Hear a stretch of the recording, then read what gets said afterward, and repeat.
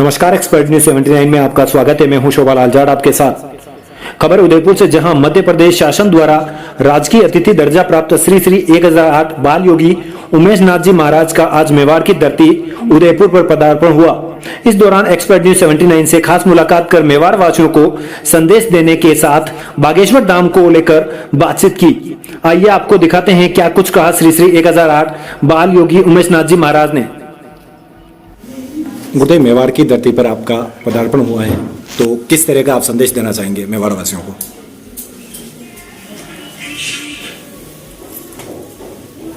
मेवाड़ की इस पवित्र धरती उदयपुर, जहाँ राणा जी और मीराबाई का एक बड़ा विशेष संदेश पूरी दुनिया में जाता रहता है और सारे देश के लोगों को मालूम है, और मीरा का भी संदेश पूरे देश में लोगों को मालूम है। आज मैं मेरे शिष्य राकेश जी यादव और मंजू यादव के अनुरोध पर यहाँ पहुँचा हूँ, और उनका एक संकल्प था कि हम अपने रहने के लिए एक आवास बनाएं। तो उन्होंने मुझे यहाँ आमंत्रित करके एक बहुत प्राचीन समय की सभ्यता को पुनर्जीवित किया है। हमारे यहाँ राजस्थान में जब कोई अपना आवास बनाता था तो संतों के लिए चौबारा बनाया करता था कि हम तो रह ही रहे, लेकिन एक चौबारा संतों के लिए भी रहे।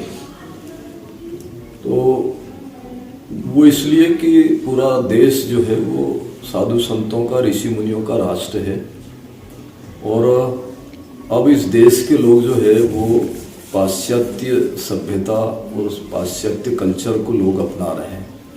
तो ऋषि मुनियों की जो परंपराएं हैं वो सब धूमिल हो रही है।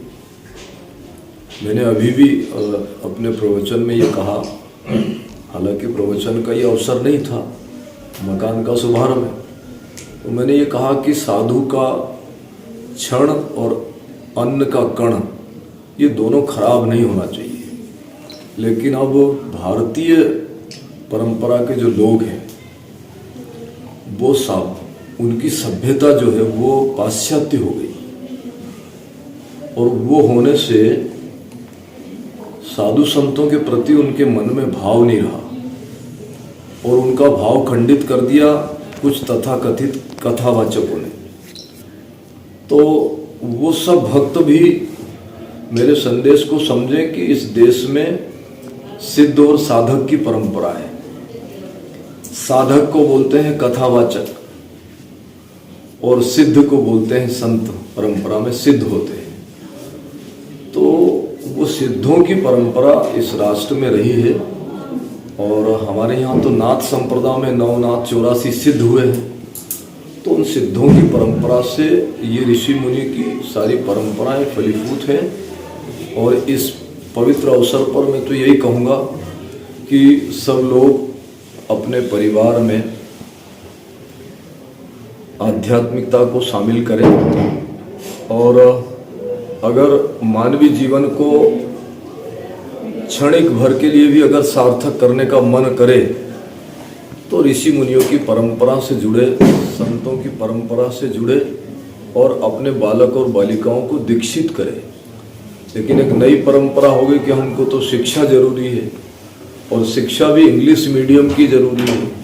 जब इंग्लिश मीडियम का जब कल्चर आता है तो भारतीय ऋषि मुनियों की जो परंपरा का जो कल्चर है, जिसमें आध्यात्मिकता है, जिसमें श्रद्धा है, भाव है, भक्ति है, वो सब खत्म हो जाता है।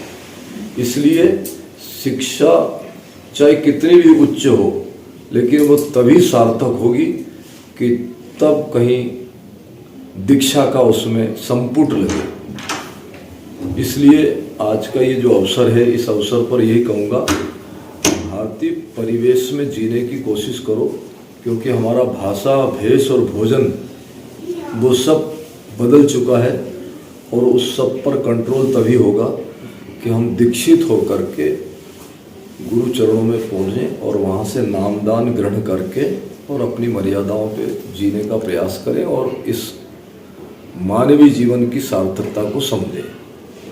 गुरुदेव एक छोटा सा सवाल था बागेश्वर धाम को लेके, इस पर कई सारे सवाल भी उठाए गए, तो आपको किस तरह से लगता है कि वो जो सवाल थे वो अनुचित थे, उचित हैं?